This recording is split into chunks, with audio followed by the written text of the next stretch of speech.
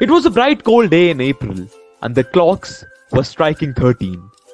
Winston Smith, his chin nuzzled into his breast in an effort to escape the wild wind, slipped quickly through the glass doors of Victory Mansions, though not quickly enough to prevent a swirl of gritty dust from entering along with him. The hallway smelt of boiled cabbage and old rag mats. At one end of it was a colored poster, too large for indoor display. It had been tacked to the wall. It depicted simply an enormous face, more than a meter wide, the face of a man of about 45, with a heavy black moustache and raggedly handsome features. Winston made for the stairs. It was no use trying the lift, because even at the best of the times, it was seldom working. And at present, the electric current was cut off during daylight hours. It was part of the economic drive in preparation for the hate week. The flat was 7 flights up, and Winston, who was 39 and had a varicose ulcer above his right ankle, went slowly, resting several times on the way. On each landing, opposite to the lift shaft, the poster with enormous face gazed from the wall. It was one of those pictures which are so contrived that the eyes follow you about when you move. Big Brother is watching you. The caption beneath it ran. Inside the flat, a fruity voice was reading out a list of figures which had something to do with the production of pig iron. The voice came from an oblong metal plate like a dull mirror which formed part of the surface of a right-hand wall. Winston turned the switch and the voice sank somewhat, though the words were still distinguishable. The Big Brother is watching you, the caption beneath it ran. And before we move on, I would like you guys to hit a pause and check that you subscribe to the channel. It's free of cost and it sometimes glitches out. We have been researching a lot lately, and it would actually mean to us a lot if you could take out this moment and just check if you're subscribed to the channel. And yes, what a way to start the BookTube journey yet again with an extract from a new genre. The dystopian genre. It's a novel about the future. And it's me, PrithuShandilya, the co-founder of BookTube, back after a long time. I hope you're up to date with the socials. The links will be up on your screen now. And I hope you guys are following us through this. Now let's move on to the second extract from this book.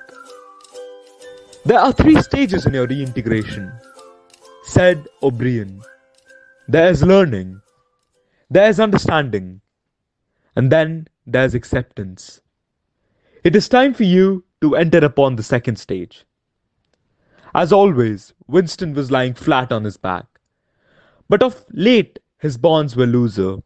They still held him to the bed. But he could move his knees a little and could turn his head from side to side and raise his arm from the elbow. The dial, also, had grown to be less of a terror. He could evade its pangs if he was quick-witted enough. It was chiefly when he showed stupidity that O'Brien pulled the lever. Sometimes they got through a whole session without the use of a dial. He could not remember how many sessions there had been. The whole process seemed to stretch out over a long, indefinite time.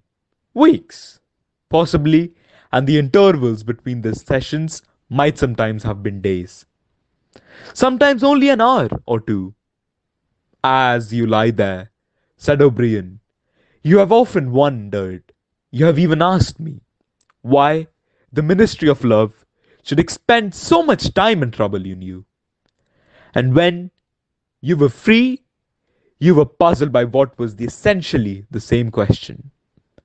You could grasp the mechanics of the society that you lived in, but not its underlying motives. Do you remember writing in your diary, I understand how, but I do not understand why? It was when you thought about why that you doubted your own sanity. You have read the book, Goldstein's books, or parts of it at least. Did it tell you anything that you did not know already? You have read it? I wrote it. That is to say, I collaborated in writing it. No book is produced individually, as you know. And we come to an end of this session with an excellent altercation between the main characters. 1984, a novel by the English author George Orwell, published in 1949 as a warning against totalitarianism. The chilling dystopia made a deep impression on readers, and his ideas entered the mainstream culture in a way achieved by very few books. The book's title and many of its concepts, such as the Big Brother and the Thought Police, are instantly recognized and understood, often as bywords for modern social and political abuses. It was initially published by Secker and Warburg, and it's now available on Amazon for 150 rupees and available in a startling 80 languages. So there's a lot of options to choose from. And Orwell wrote 1984 as a warning after years of brooding on the twin menaces of Nazism and Stalinism. Its depiction of a state where daring to think differently is rewarded with torture, where people are monitored every second of the day, and where party propaganda trumps free speech.